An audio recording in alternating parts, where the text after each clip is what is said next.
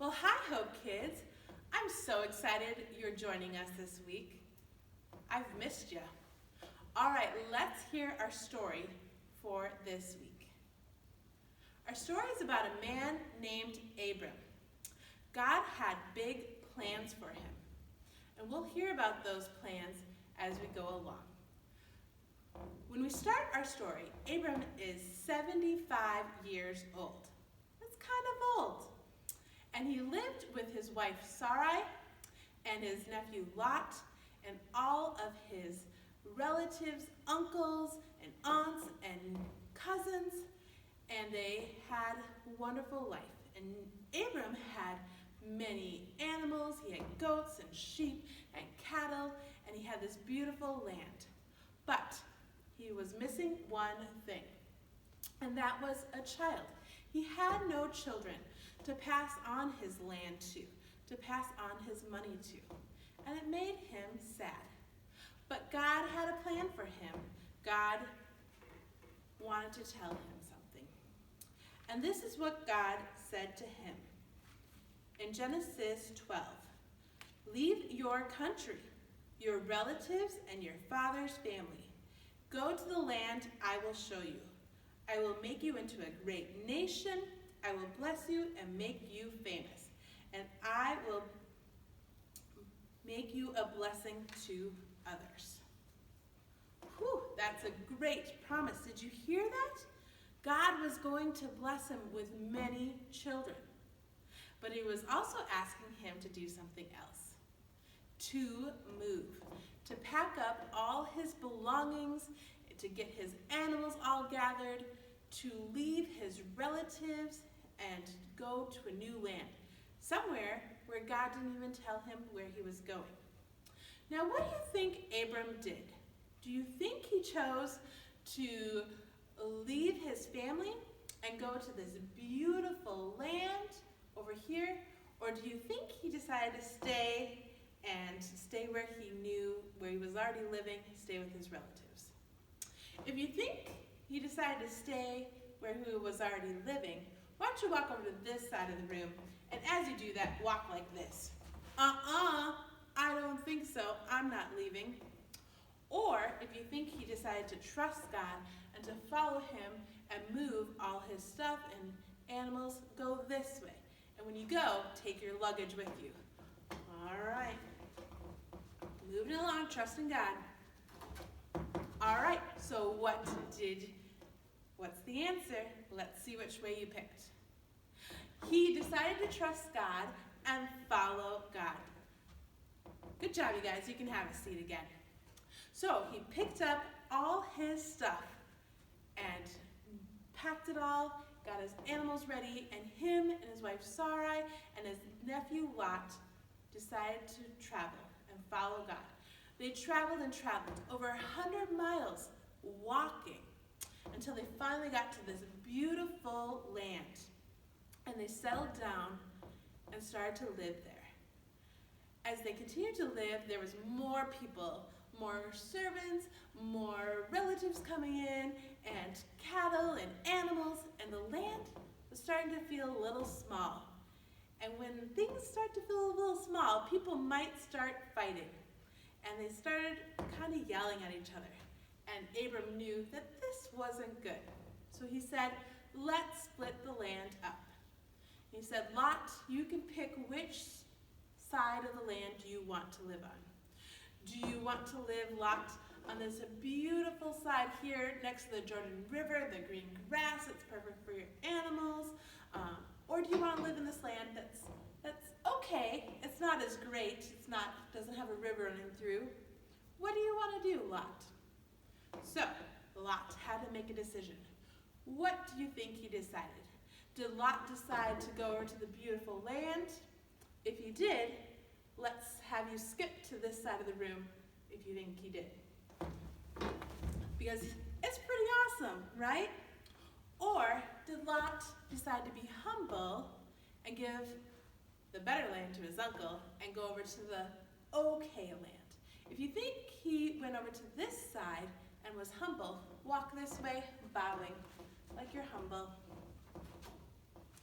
Okay, well, let's see what he decided. Lot decided to pick the nice, beautiful, luscious land, and his uncle was going to have the okay land. Abram was okay with that, and he decided to go and trust God was with him. And after he moved his wife and servants and animals to this side, God spoke to him and said this, from Genesis 13. Look as far as you can see in every direction, north and south, east and west. I am giving you this land, as far as you can see, to you and your descendants, a permanent possession. And I will give you so many descendants that, like the dust in the earth, you cannot count them all. Go, walk through the land in every direction, for I am giving it to you. God was going to be with him and bless him with many, many children. So Abraham put his trust in God. But the years went along, and Abram got older and older, and that promise of God that he would have a child one day got farther and farther away. But God promised, and Abram put his trust in him. God wanted to reassure Abram that he was with him. So God said this in Genesis 15. Do not be afraid, Abram. I will protect you, and your reward will be great. God said he'd be there for Abram, just to put his trust and faith in him and not to worry. Sometimes it's hard not to worry when you don't know what's coming ahead. But Abram put his trust in God and continued. The years went along. And God had one more promise, one more way to show Abram that he was there.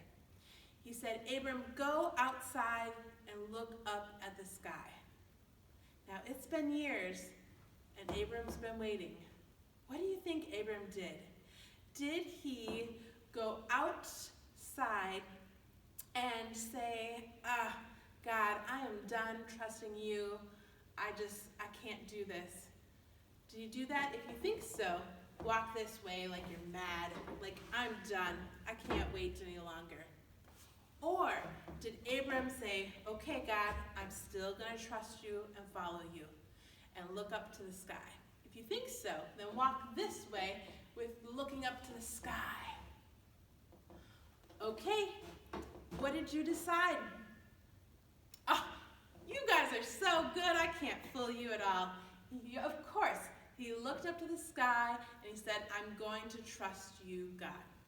And as he looked up to the sky, God promised him, Abram, you see all those stars? I'm going to give you as many children and great-grandchildren and great-great-grandchildren as the stars in the sky. Abram knew that God had plans, and he continued to put his trust in him. Eventually, that promise came true, and he had a son, and then they had kids, and we all are descendants of Abram. At this time, God also changed Abram's name to Abraham, which we more know him as. And Abraham means father of many, many nations.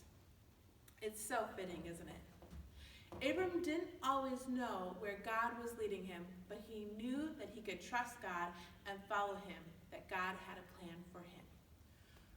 We are the same way. God has a plan for us. We might not always see it. We might not know exactly where God's leading us, and if we can trust that he's there in our situations, but he is. God can carry us through. And we're to put our trust in him and to let him take our worries. That life is challenging right now. It's a little different than we know. But in the midst of that, we are reminded that God's with us, and we can put our trust in him and that he has a plan. So let's say our bottom line this week. It is, I can trust that God has a plan for me. Why don't you repeat after me with this? I can trust and trust that God has a plan for me. A plan for me. Well, it's so good to see you guys. I look forward to hearing what God's doing in your life this week and the weeks ahead. See y'all next week.